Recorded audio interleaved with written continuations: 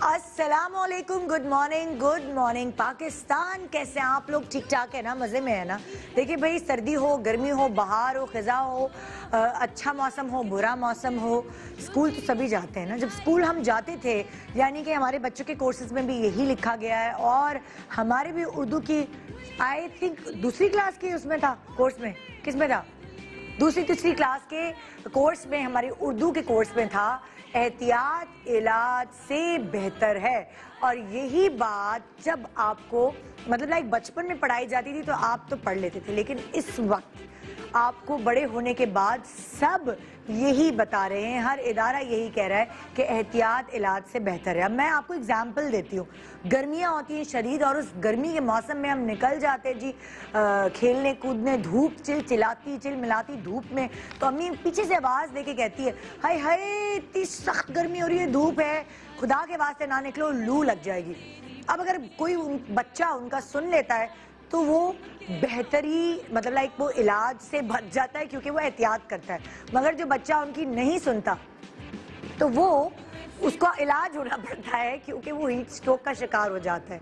तो फिर अगर उसी तरह सर्दी आ जाती है और हम बहुत ही ठंडी ठंडी चीज़ें खा रहे होते हैं तो हमारा गला ख़राब हो जाता है। वहाँ भी हमें यही कहा जाता है, मतलब मैं अक्सर अपने बच्चों को कहती हूँ आइसक्रीम नहीं खाओ, गला ख़राब हो जाएगा। तो 3 बच्चों में से जो बच्चे मेरी सुन लेते हैं उनका गला नहीं ख़राब होता, और बाकियों का गला जो है वो पकड़ा जाता है। तो अम्मा की बात जो है हल्की लगती है बड़ी बच्चों को, ठीक है, और कभी कभार ऐसा होता है कि हमें अपने बच्चों को कोई बात डंडे के जोर पे समझानी पड़ती है। मतलब कि मोबाइल इतने बजे छोड़ देना है, टीवी की ये टाइमिंग्स हैं, जो डिसिप्लिन है वो मेंटेन करने के लिए, क्योंकि हमें उनकी फिक्र होती है कि वो ज़्यादा टीवी देखेंगे आंखें ख़राब हो सकती हैं, ज़्यादा टाइम अपना वेस्ट करेंगे गेम्स में या मोबाइल पे तो आप पढ़ाई से दूर हो जाएंगे। तो ये सारी चीज़ें हम सोच रहे होते हैं अपनी औलाद के लिए कि हम उनको बेहतरीन मुस्तकबिल देने की खातिर हम उन्हें समझाएं कि उन्हें क्या करना, अपनी लाइफ किस तरह गुजारनी है, खाने में क्या चीज़ देनी है। अब ये तो हो गई एक माँ बाप की तरबियत। फिर क्या होता है, अक्सर जब बेटी प्रेग्नेंट होती है तो माँ और सास उसको एहतियाती तदबीर का कहती हैं कि नहीं नहीं नहीं नहीं, ज़्यादा नहीं भागो, ज़्यादा ऐसे नहीं बैठो, वैसे नहीं बैठो, वैसे नहीं झुको, वैसे नहीं चलो, अच्छे से अच्छा हेल्दी खाओ, मतलब कि रात को देर तक नहीं जागो। बहुत सारी ऐसी नसीहतें कर रहे होते हैं। जो बच्चियाँ माँ की सुनती हैं या सासों की सुनती हैं वो कामयाब रहती हैं, और जो नहीं सुनती उनको नुकसान खुद भुगतना पड़ता है। यहाँ ऐसे भी कुछ मतलब हमारे अभी अब आप मुल्क में, हमारी दुनिया में आप ये देखें कि कुछ ऐसा ही सिनेरियो हो रहा है। अब फॉर एग्जाम्पल हमें बड़ी खलती हैं वो चीज़ें, सिग्नल तोड़ दिया, पुलिस ने पकड़ लिया, अरे यार क्या मुसीबत है। लेकिन आप ये नहीं सोच रहे कि अगर आप सिग्नल तोड़ के निकल रहे हैं और कहीं से गाड़ी आ सकती है, आपका ही एक्सीडेंट हो सकता है या आपसे किसी का एक्सीडेंट हो सकता है, आप उसके अच्छे जो पहलू हैं वो नहीं देख रहे। फिर अगर पाबंदी आयद कर दी जाती है कि हेलमेट पहनना ज़रूरी है, यकीन माने हमारी कॉलोनी के अंदर तो हेलमेट के बगैर एंटर नहीं हो सकते। अब आपने कारपेंटर, प्लम्बर, फलाना ढमाका जिसको भी बुलाया हुआ है, कोई भी आपके घर मेहमान आया है, वो नहीं आ सकता आपके घर मोटरसाइकिल पे बैठकर जब तक उसके पास हेलमेट ना हो। और यहाँ पे भी ऐसा ही सिनेरियो है कि बहुत सारे लोग जिनको आदत ही नहीं है, डेवलप ही नहीं हुई इनके अंदर ये आदत कि हेलमेट पहन के उन्होंने बाइक चलानी, यार उनकी अपनी बेहतरी के लिए, मतलब खुदा ना खास्ता कितने होते हैं ना बाइक से एक्सीडेंट्स। अगर बाइक गिरती है और अगर आपका जो मगज है, मतलब आपका जो ब्रेन है, उस पे लगती है तो आपकी जिंदगी तो गई। मतलब कभी कभार ऐसा होता है कि आप जिंदा हैं और एक वेजिटेबल की तरह बिस्तर पे पड़े होते।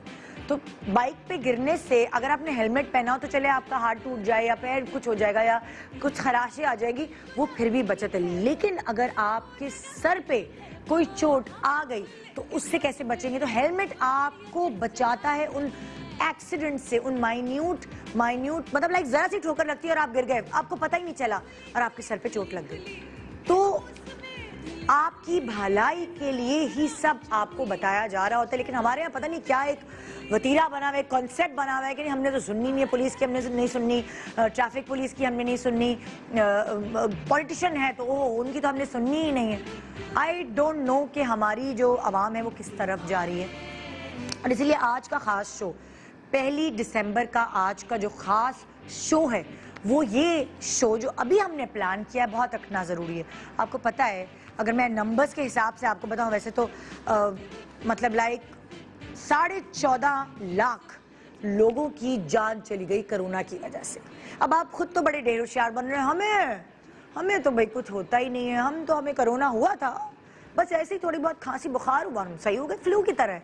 आपको ये नहीं पता जिसको कोरोना आपने लगाया उसको क्या क्या हेल्थ इश्यूज पहले से थे, और आपकी वजह से, आपको कोरोना होने की वजह से, दूसरों को लगने की वजह से उनकी जान चली गई।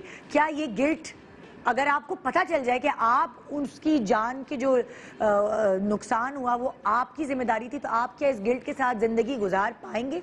नहीं गुजार पाएंगे ना।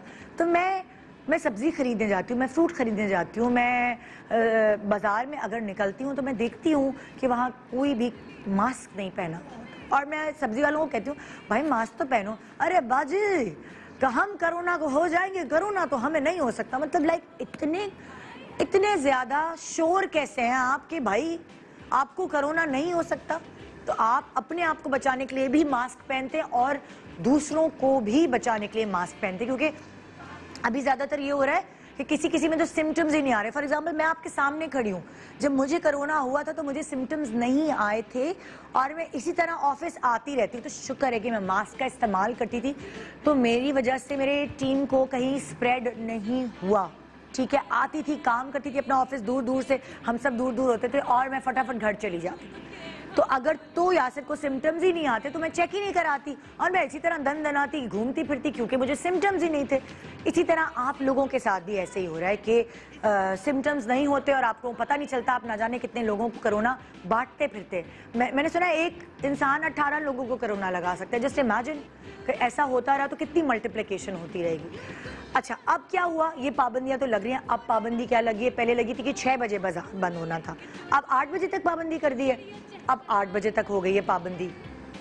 फिर और पाबंदियां क्या कि शादी हॉल्स की भी टाइमिंग्स फिक्स हो गए कि इतने बजे से इतने बजे तक, मतलब शुरू तो आप दोपहर में भी कर सकते हैं, किसी वक्त भी कर सकते हैं, लेकिन जो पैकअप करना है आपने 9 पक्का 9 या 10, ओह 9 बजे आपने शादी रैप करनी। कभी आपने सोचा है? मेरी खुद की रुखसती 12 बजे हुई थी और मैं खुद अफेंड हो गई थी कि ये क्या है, दुल्हा वाले आ क्यों नहीं रहे हैं। दुल्हने बेचारी ब्राइडल रूम में बैठी होती तैयार होके, क्योंकि सैलून्स भी जल्दी बंद हो रहे होते, तो दुल्हा वाले, बारात लेट आती है, मेहमान लेट आते हैं। क्या हो रहा है अब?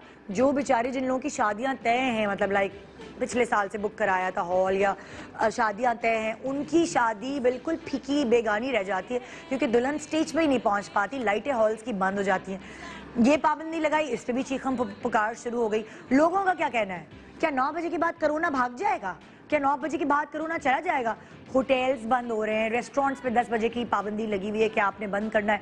हमारे यहाँ लोग निकलते ही 9:45 10 o'clock तक है खाने के लिए। तो सब चीजों को का कुछ उलट पुलट हो रहा है, हमें उसका आदि अपने आप को बनाना है। बिल्कुल वैसे ही जैसे हमने अपने हाथों को सैनिटाइज करना, थोड़ा थोड़ा कभी कभार मास्क पहनना सीख लिया है, वो आहिस्ता आहिस्ता चीजें डेवलप होंगी। मगर मैं आपको सारी चीजें फैक्ट्स एंड फिगर्स के साथ आज बताने वाली हूँ। क्यों ये पाबंदियां लगाई जा रही हैं, किसके भले के लिए लगाई जा रही है। एक छोटा सा ब्रेक के बाद आपके लिए एक बहुत अहम प्रोग्राम आज आपका वेट कर रहा है, तो इसीलिए आपने जरूर देखना है।